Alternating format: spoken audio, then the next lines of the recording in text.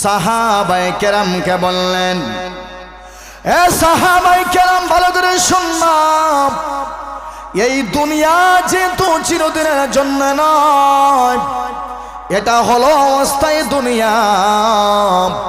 একদিন তোমাকে মরতে হবে, এরপরে কবরে যাইতে হবে। কথা শুনে বলেন ঠিক কিনা? আমার ভাইয়ারাম, সাহাবায়ে কেরাম বললেন, ওগো পয়গম্বর বলো তাহলে আমরা কি করতে চাই?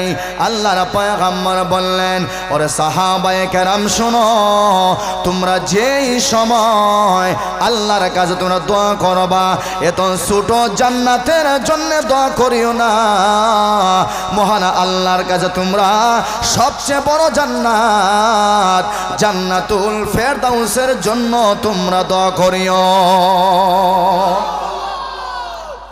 জান্নাতের জন্য তোমরা দোয়া করবা তো ঠিক আছে, ছোট জান্নাতের জন্য না, বড় জান্নাতের জন্য দোয়া করি। আল্লাহ আমার যেহেতু তুমি